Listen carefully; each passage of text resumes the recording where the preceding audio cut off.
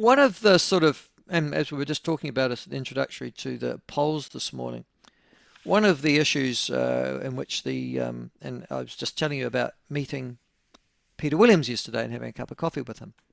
Lives just down the road from me, does Peter. Um, God, just about everybody lives within about a 30 square kilometres of me just at the moment. It seems a very popular place, Central Otago.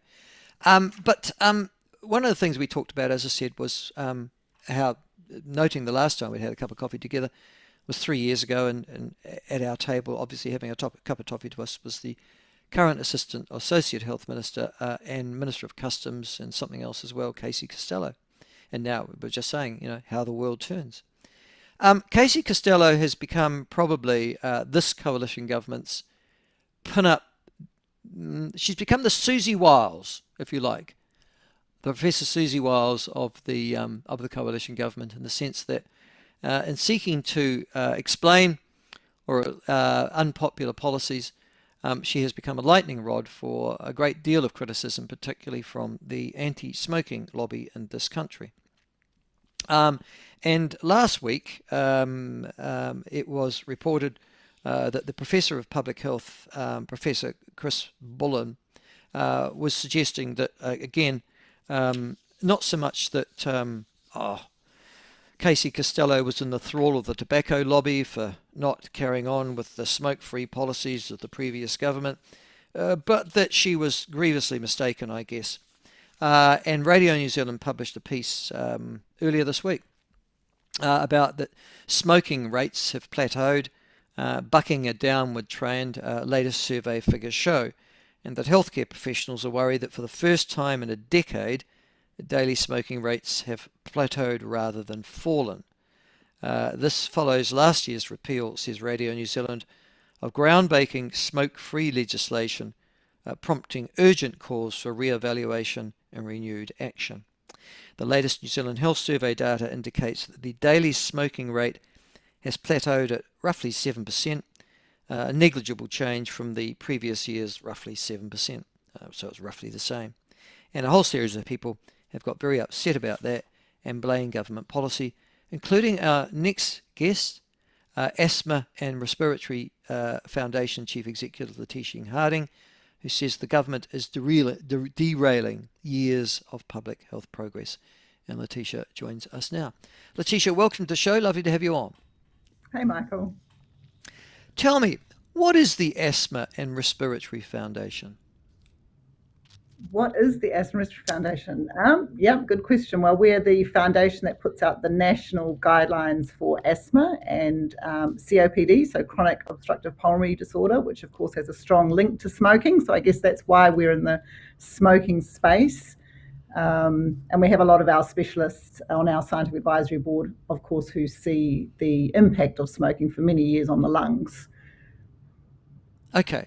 So the latest figures that have come out, and I think I've just sort of summarised them as quick as I may for the purposes of our discussion anyhow, they've upset you, obviously, to respond in the way that you have.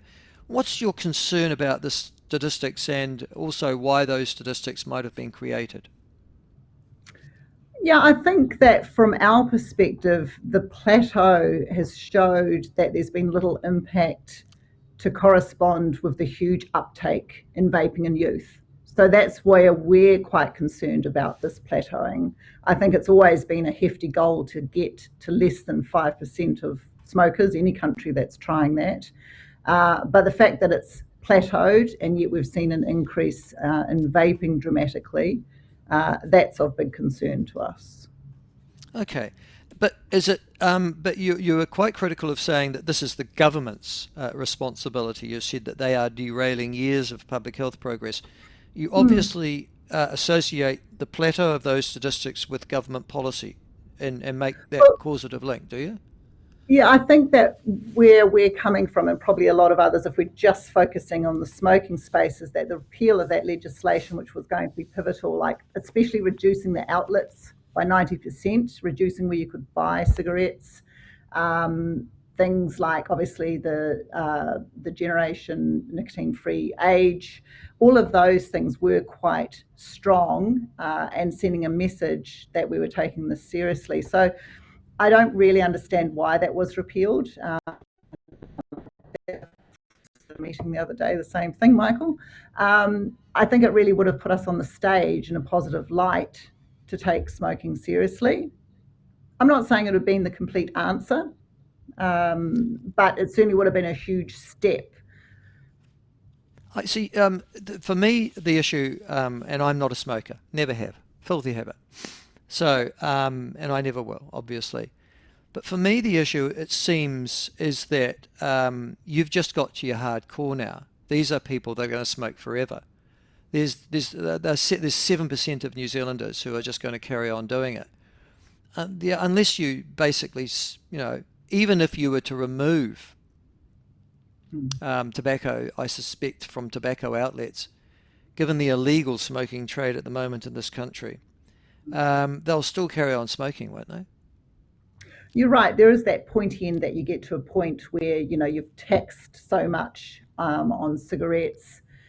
You've got messaging out there that's always going to be really hard to get that less than 5% to quit smoking. But the problem is it's that next generation coming through. And so it sends that message that we're not going to have that 15 to 18-year-old group taking up smoking. It's that normalization is a word that we often, talk about. And it sends that clear message that we're not going to have another addictive nicotine group of teens. It's always going to be a struggle, like you said, that pointy end of the pyramid to get people to quit smoking who have been lifetime smokers. The best way to do that is around wraparound services, behavioural support, nicotine replacement therapy. Is the best way to do that by giving out free vapes? No. No, well, we don't have free vapes though, do we? I'm pretty sure that the kids that I watch are legally going into various convenience stores. They're paying for them. Well, there was the initiative that the ministry rolled out to supply vapes to current smokers through their smoke-free initiative. So, that is not the answer to us. It normalises vaping. And if you actually look at the New Zealand health surveys. So let me get this right. So your foundation, or the Respiratory Foundation, is opposed to vaping as well.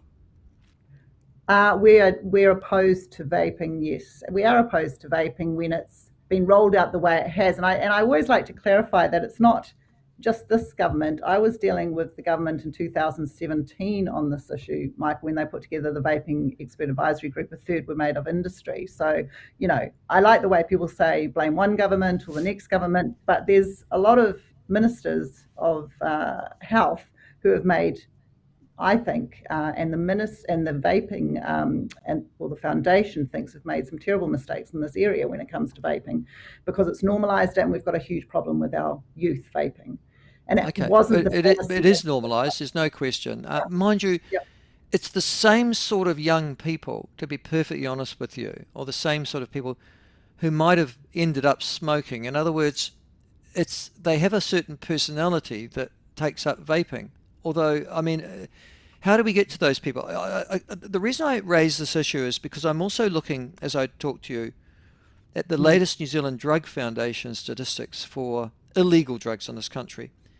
And they're persistently high. In fact, it's gone from 11% to 17%. The number of New Zealanders who consume cannabis, which is very high, all right? 11% in 2013, 17% for 21-22. Those are the most recent stats there. 23-24.